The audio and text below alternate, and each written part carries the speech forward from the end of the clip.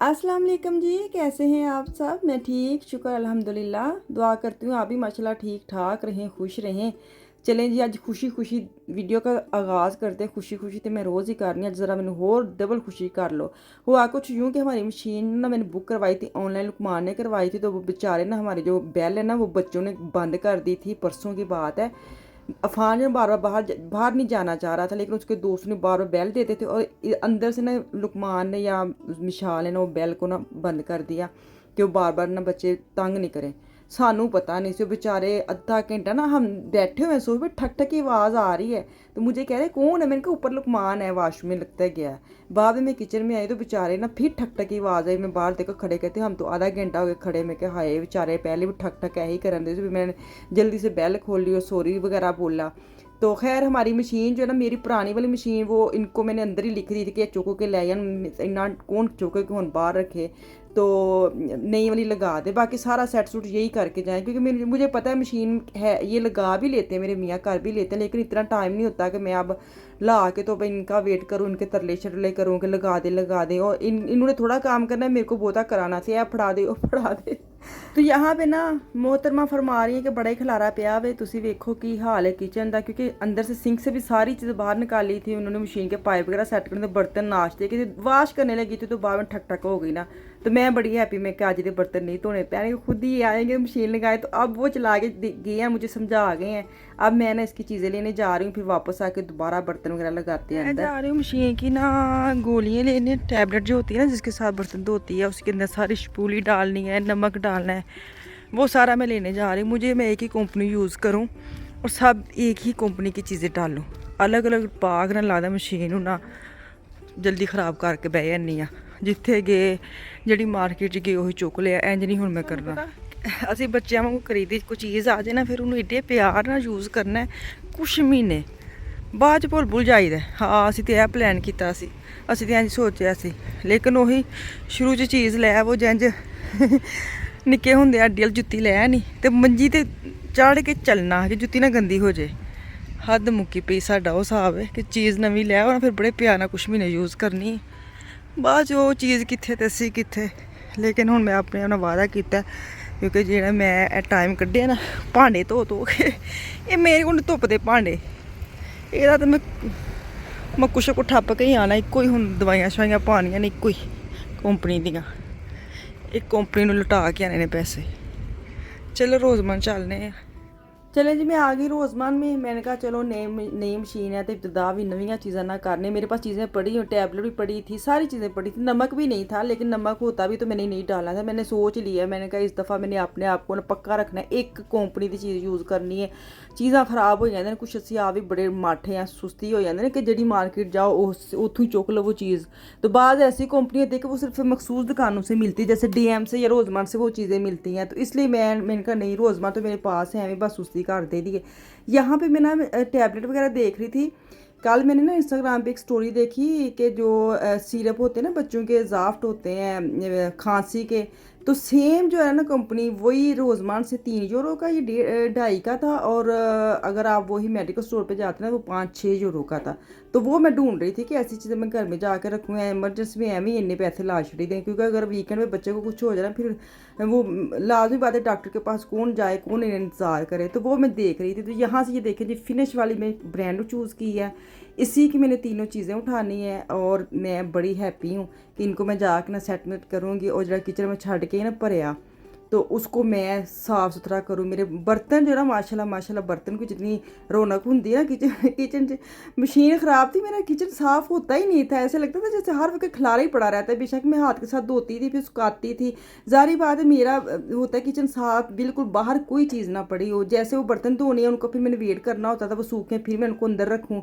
तो मशीन में तो ऐसे होता है ड्राई होते हैं बर्तन, बस निकाल के अंदर सेट करे, बाद जो आपका शेल्फ़ है या जो आपका काउंटर है बिल्कुल फ्री होता है, वो मुझे चाहिए होता है ना। तो मैं शुक्र किया कि मेरी वो मशीन वगैरह सेट होगी। तो अभी मेरी ये ना सन ब्लॉक भी ख़त्म हुआ था। कल मुझे किसी ने पूछा था कि ये जो क्रीम आप यूज़ करते ये मर्द हजरात लगा लेते। मैं क्यों नहीं, मर्द हजरात मना में उन्होंने दिल नहीं करता खूबसूरत होने ਲਈ। मेरा बेटा भी लगाता है तो आप भी लगाएं। इसमें कहाँ लिखा है कि ये सिर्फ औरतों की ही लिए बना है। सन ब्लॉक है, जो लगाएं मर्द लगाएं, हम लगाएं, उनको भी लगाने का पूरा पूरा मौका है, उनका भी हक है। बहनें हैं, ये भाई है, नमक है भाई है, ये टैबलेट है बहन है, ये भी शपूली है, भी 2 बहन 1 भाई ये लेके आई अब ये वाला मैं यूज़ करूँगी। ये 77 टैबलेट ने 10 यूरो ਦੀਆਂ, ਇਹ 1.5 ਯੂਰੋ ਦਾ ਨਮਕ ਤੇ 2.5 ਯੂਰੋ ਦੀ ਫਿਨਿਸ਼ ਦੀ ਜਿਹੜੀ ਪਾਣੀ। ਹੁਣ ਮੈਂ ਜਿੱਥੇ ਜਿੱਥੇ ਨੂੰ ਇਸਤੇਮਾਲ ਕਰਨਾ ਮੈਂ ਤੁਹਾਨੂੰ ਵਿਖਾ ਦੇਣੀ ਆ, ਨਹੀਂ ਤੇ ਫਿਰ ਬੜੇ ਮੈਸੇਜ ਆਣੇ ਨੇ। ਚਲੋ ਜੀ ਬਿਸਮਿਲ੍ਲਾ ਇਬਤਦਾ ਕਰਿਆ। ਮਸ਼ੀਨ ਨਾ ਪਾਣੀ ਪੂਣੀ ਜਿਹੜਾ ਨਾ ਉਹੀ ਚਲਾ ਕੇ ਗਏ ਸਾਂ, ਤੇ ਹੁਣ ਮੈਂ ਪਾਉਂਦੀ ਆ ਇਹ ਵਾਲੀ। ਸਭ ਤੋਂ ਪਹਿਲੇ ਸ਼ਪੂਲੀ, ਇਹਨੂੰ ਖੋਲਣਾ ਵੇ ਇੰਜ ਤੇ ਇਹਦੇ ਵਿੱਚ ਪਾਣਾ ਇਹ ਬਿਸਮਿਲ੍ਲਾ। फुल करना है फुल। इसको ऐसे बंद किया और इसको भी किया बंद। अब डालूंगी नमक। नमक का जो है ना ये वाला टूल निकला उसके अंदर से मशीन से, ऐसे थोड़ी देर यूज़ करना है, बाद फिर मैं आप ही पा लेना। ठहरो खोलना वा जरा पानी कैंज ये जो ढक्कन है इन्हू खोलना है बिस्मिल्लाहिर्रहमानिर्रहीम। इनू इहदे विच रखना है ते नमक। चलो जी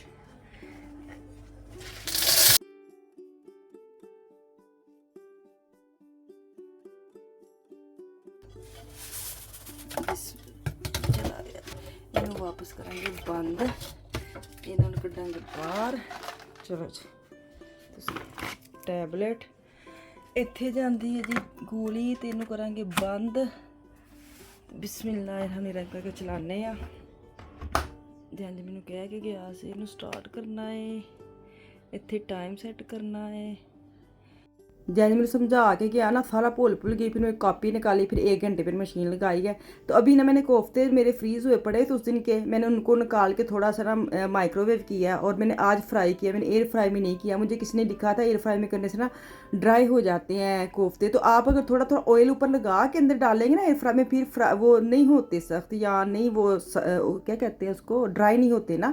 तो फिर भी मैंने कहा चलो आज मैं फ्राई करके बना लेती हूँ, आज टाइम ही है तो चलो मज़े नाल बना लेनी। मज़े नाल मतलब तुम है ना समझो एयर फ्राई जो तुम मगरू लाते हो, मगरू नहीं लाती लेकिन टाइम बचत है।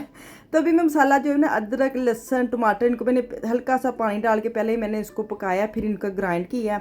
और अब सारे मसाले नमक मिर्च हल्दी और जो सूखा धनिया वो मैंने डाला है और उसकी बनाई करूँगी। साथ मैंने कहा चलो अंडे भी बॉयल कर लेना। मेरी मशीन अंडों जो बॉयल करती वो हो गई ख़राब। तो कॉफलैंड में आनी है 21 को, 21 को आनी है 11 और 20 से काट के ना 21 कब है, कल 21 है ना। हाँ मैनू भी याद करवा दो, याद नाल मैं तुहानू याद करवाती रहनी तो अपना भुल जानी है। तो मैंने वैसे सोचा कि मैं वहाँ से जाकर ना सुबह सुबह मशीन लेके आनी अंडे बॉयल करने वाली, वो 20 से काट के उन्होंने 11 की लगानी है। चलो जो याद रखेंगे तुसी भी तो मैं भी। तो हुण मैं थोड़ा जिहा ब्राउन प्याज भी पाया वे। अब मैं डालूंगी इसके अंदर दही और इसकी बनाई करूँगी। बाकी मेरे जो कोफ्ते हैं तो तुहानू पता साइड ते फ्राई हो के पे ने, बस मसाला भुनना तो बस ठा करके इन्हां दी लैन बन के इन्हां नू सजा देना मैं फुल बूटियां वांगू इन्हां नू लैन से ला के बाद च ओह घमाटो मारना बना के बस इन्हां च इतफाक जिहड़ा बनया ना एकदम वो सारा खत्म कर देना। इंज दे भी लोग बड़े हुंदे जे किसी दा दो जिन्हां दा प्यार होवे इतफाक होए ना, तुसीं यकीन करो ताक ला के बैठे रहते हैं कि किहड़े वेले इन्हां दे विच ऐसी लड़ाई पवानी है। तो वैसे वाली भी लड़ाई मैंने इनकी अलग अलग की है, जैसे आम रूटीन में लोग करते हैं। तो चले जी ऊपर मैंने गरम मसाला तोड़ा है और मैं अब डालूंगी फ्रेश धनिया और ये हो गई हांडी डन। तो अभी ना क्या कहते हैं मशीन बंद होगी। मैंने कहा चलो मैं आपको खोल के दिखा देती हूँ कि बर्तन कैसे धुले हैं। जिन्नी मैनू खुशी होनी है ना तुसीं सोच नहीं सकते, मैनूं लगदा तुसीं मेरे नाल उन्ने खुश होने हो। हुण इहनूं खोलने आ ते खोल के वेखो किन्ना धुआं। अच्छा जी स्टीम आती ना स्टीम दे बिल्कुल तुसीं करीब नहीं आना, बहुत स्किन खराब हुंदा। तो कोशिश करें कि जो कोई 10 मिनट हो जाए ना मशीन नूं फिर तुसीं खोलियो। तो मैं तुहानूं पता चाओ चाई तुहानूं मैं कहना मैं वो बच्चियां जी नवीं नवीं चीज़ लिया के बड़ी चाह नाल सारा काम करनी मैं वो वाली हैं। तो मैं आपको दिखा रही हूँ, देखिए कप कोली दिखाई है, छोटा सी बॉल जो वो दिखाया, साफ़ सुथरा बिल्कुल सूखा कप दिखाया है। तो अब मेरे मियाँ भी आ गए थे। मैं कहा चलो मैं इनके जल्दी से फुलके शुल्के तैयार करके ना इनको मैं खाना दूँ, क्योंकि ये सुबह के गए थे। मेरा यही दिल था कि मैं ना हांडी भी जल्दी से बना लूँ जब इन्होंने आना। ये नाश्ता भी नहीं करके गए थे तो बड़ा मज़ा आया कि मेरा खाना भी बन गया, बर्तन भी साफ़ हो गए। तो अब मैं इनके लिए रोटी बनाने लगी थी। कल जो मीना बाज़ार के बारे में पूछ रहे थे ना कि कित्थे लग्गेआ दस्सिया ही नहीं। मैनूं आप नहीं सी पता, जो मैनूं पता लगेगा ना मैं तुहानूं नैक्सट जरूर दस्सांगी कित्थे लगना है, किदूं लगना है। तो तुसीं आयो आ तो वैसे ही लग्गा सी थोड़ी देर लिए। चलो जी इत्थे मैनूं दवो इजाज़त, वापस आऊँगी कल। दो में याद रखें। अल्लाह हाफिज़।